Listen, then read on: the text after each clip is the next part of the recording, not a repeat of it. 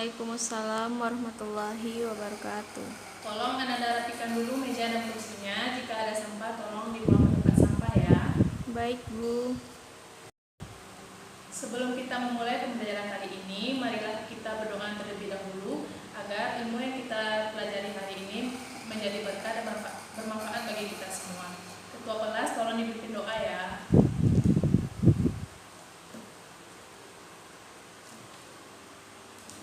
Baik, Ibu akan mengecek kehadiran Anda semua terlebih dahulu.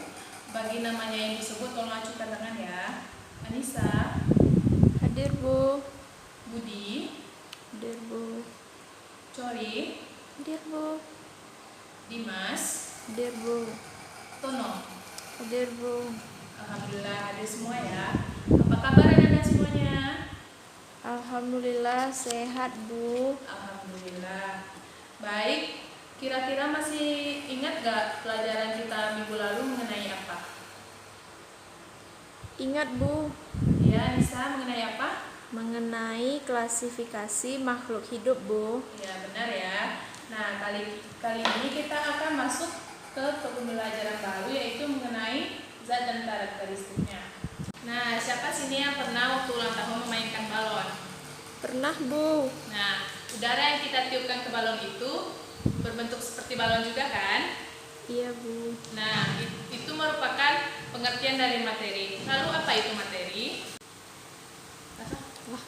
Nah, apa itu materi? Nah, materi itu adalah sesuatu yang memiliki massa dan menempati ruang. Nah, coba perhatikan slide berikut ini. Nah, Ibu mempunyai 3 buah botol air. Nah, botol yang pertama Ibu masukkan ke dalam freezer. Nah, yang kedua, botol itu, air pada botol itu dibiarkan mendidih. Nah, botol yang ketiga tidak Ibu lakukan apa-apa. Ya, kira-kira ada yang tahu nggak perubahan yang terjadi itu seperti apa? Ya, Nisa silahkan. Botol 1 jadi es, botol 2 menguap, dan botol 3 tetap jadi air, Bu. Ya, benar ya. Berdasarkan ilustrasi tadi, nah kita mengetahui bahwa wujud benda itu terdiri atas 3. Yang pertama, wujud benda padat dalam bentuk es. Nah, wujud benda gas, yaitu air yang dididihkan akan menguap. Dan yang ketiga yaitu cair yang airnya tidak kita berikan apa-apa. Nah, coba Anda perhatikan susunan dari partikel zat padat, cair, dan gas ini. Nah, yang pertama zat padat. Zat padat ini tersusun atas partikel-partikel yang sangat kuat dan padat. Nah, hal ini menyebabkan gaya tarik antar partikel ini sangat kuat. Apabila dibandingkan dengan zat padat, zat cair ini susunan partikelnya lebih renggang. Nah, sehingga benda cair ini mudah dipindahkan atau berpindah tempat sesuai dengan wadahnya tersebut. Nah, kemudian susunan partikel dari benda gas yaitu sangat renggang, sehingga gaya tarik antar partikelnya itu sangat lemah, sehingga gas ini mudah menguap dan berhamburan. Penjelasan Ibu tadi, siapa yang bisa menyebutkan ciri-ciri dari zat padat, cair, dan gas? Saya, Bu. Ya, silahkan. Susunan partikel zat padat rapat, zat cair renggang, dan gas sangat renggang, Bu. Ya, benar ya. Apakah ada pendapat lain? Tidak. Nah, jika tidak, perhatikan. Nah, coba perhatikan tabel yang ada di depan ini ya. Ini merupakan tabel ciri-ciri dari zat padat, cair, dan gas. Seperti yang telah dijelaskan tadi. Nah, benda padat itu memiliki susunan partikelnya sangat rapat. Kemudian zat cair itu kurang rapat. Dibandingkan gas itu sangat renggang. Nah, kalau gaya tarik antar partikel dari zat padat itu sangat kuat ya. Nah, dibandingkan dengan zat cair itu kurang kuat dan gas itu sangat lemah. Nah, dibandingkan partikelnya, partikel dari zat padat itu tidak dapat bergerak bebas, sedangkan partikel dari zat cair itu bergerak bebas juga, tapi terbatas, tergantung wadah dari cairan tersebut. Nah, sedangkan gas itu partikel bergeraknya sangat bebas. Nah, kalau bentuk dari zat padat itu bentuknya selalu tetap, Sedangkan kalau zat cair itu memiliki bentuk yang tidak tetap. Nah, sedangkan gas itu memiliki bentuk yang tidak tetap juga. Coba Anda perhatikan grafik perubahan wujud benda di sini. Nah, dari padat ke cair itu disebut mencair.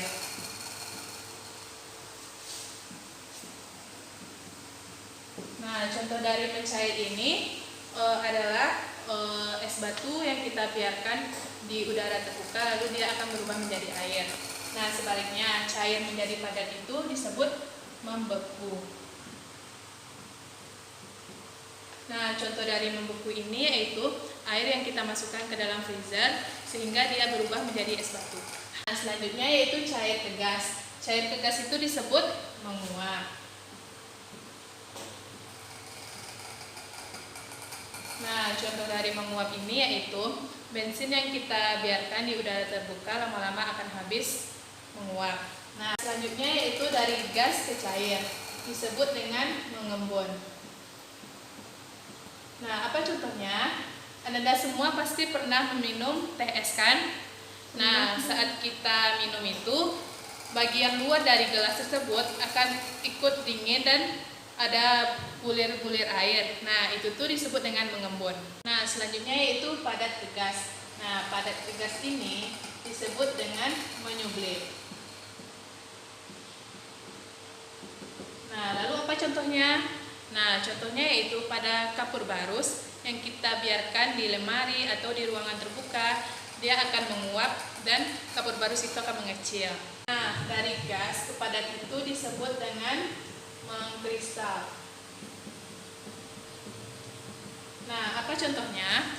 Contohnya itu adalah proses terjadinya salju. Nah, tahukah Ananda, sebagian besar atau 60% bagian tubuh kita itu terdiri atas cairan. Nah, cairan ini akan berkurang ketika kita beraktivitas, akan berkurang melalui urin ataupun keringat. Oleh sebab itu, kita harus rajin meminum air putih supaya tidak dehidrasi. Ya, Nisa silakan. Ada yang ingin ditanyakan? Memangnya kandungan air putih itu apa saja sih, Bu? Kok kelihatannya penting sekali bagi kesehatan tubuh kita, Bu? Pertanyaannya bagus ya. Mengapa air itu penting bagi tubuh kita? Nah, air yang kita konsumsi sehari-hari itu merupakan senyawa yang terdiri dari hidrogen dan oksigen serta mineral lainnya. Nah, oleh karena itu, air itu sangat penting bagi tubuh kita untuk menjaga keseimbangan tubuh kita. Nah, dari penjelasan Ibu tadi, siapa yang bisa menjelaskan apa beda senyawa dan unsur? Nah, apakah ada yang tahu? Tidak tahu, Bu.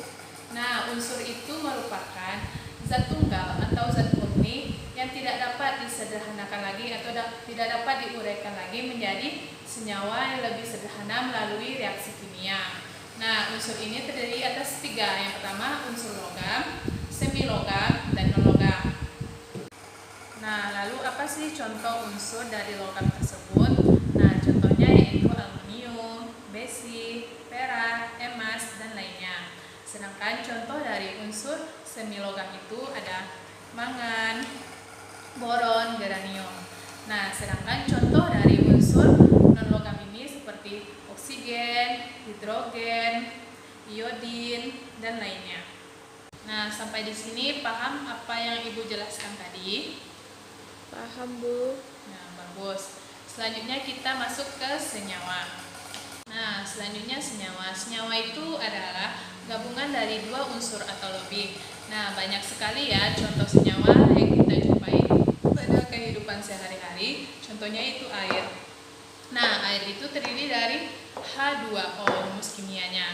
Nah, terdiri dari hidrogen dan oksigen. Nah, melalui reaksi kimia, air atau H2O ini dapat diuraikan kembali menjadi hidrogen dan oksigen. Meskipun pada tekanan atmosfer keduanya sama-sama dalam bentuk wujud gas. Nah, tadi kan banyak contoh senyawa dalam kehidupan sehari-hari. Apakah ada contoh yang lain? Siapa yang tahu, Ibu kasih nilai plus. Saya, Bu. Ya, silakan. Garam dapur, Contohnya Bu, karena garam dapur merupakan campuran dari natrium dan klorida. Ya benar ya.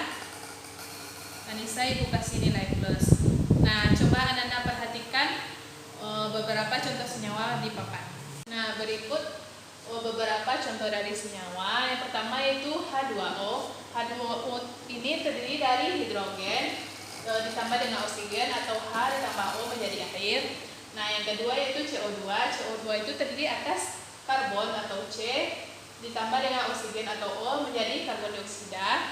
Nah, selanjutnya itu NaCl terdiri atas natrium atau Na ditambah dengan klorida atau Cl menghasilkan garam dapur.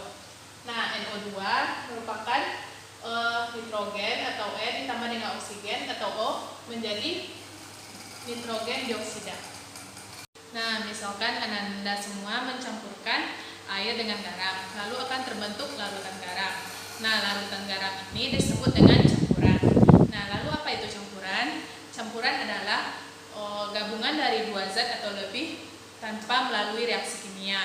Nah, gabungan dari zat-zat ini bisa dari campuran dari senyawa dengan senyawa, senyawa dengan unsur maupun unsur dengan unsur.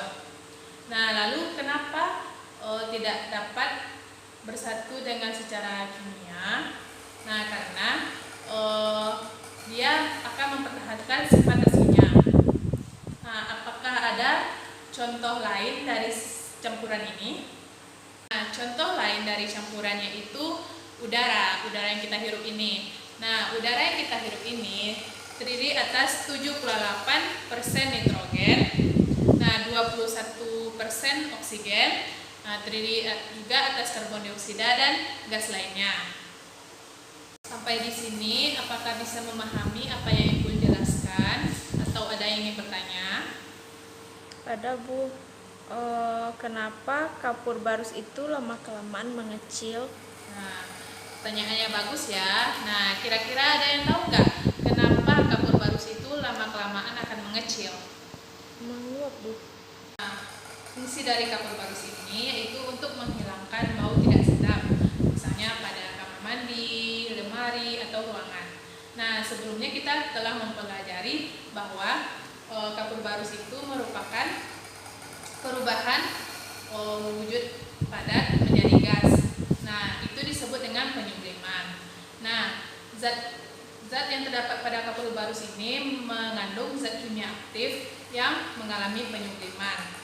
Nah, mengapa kapur barus itu lama-kelamaan akan mengecil? Nah, misalnya kita meletakkan kapur barus itu di kamar mandi. Nah, suhu di sekitar ruangan itu yang kita letakkan kapur barus itu akan terperangkap dan memanas. Nah, hal itulah yang menyebabkan kapur barus lama-kelamaan akan mengecil. Nah, baik Anissa, apakah bisa memahami penjelasan dari Ibu? Bisa Bu, terima kasih Bu. Nah, baik. Apakah masih ada yang ingin ditanyakan Anda semuanya? Nah, jika tidak ada, mari bersama-sama kita menyimpulkan pembelajaran hari ini. Nah, yang pertama yaitu wujud zat di alam ini terdiri atas 3. Yang pertama, zat padat, cair, dan gas. Nah, yang kedua yaitu unsur. Nah, unsur ini merupakan zat tunggal atau zat yang tidak dapat disederhanakan lagi menjadi reaksi kimia. Contohnya hidrogen, oksigen, aluminium. Nah, selanjutnya senyawa. Senyawa itu gabungan dari 2 unsur atau lebih. Contohnya H2O, NaCl, CO2, dan lainnya.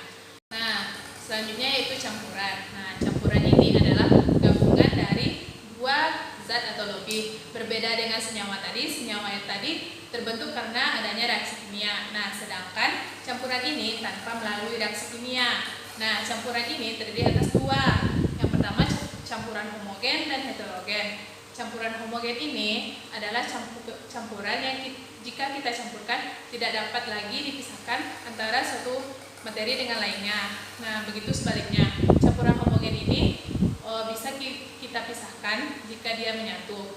Contoh dari larutan campuran homogen ini adalah larutan A, gula, garam, dan lainnya.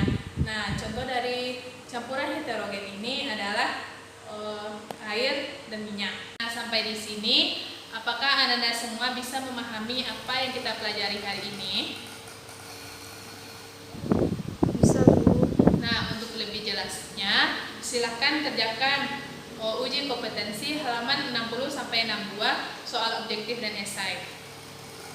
Nah, untuk minggu depan, silakan Anda baca terlebih dahulu sifat fisika dan kimia serta perubahannya.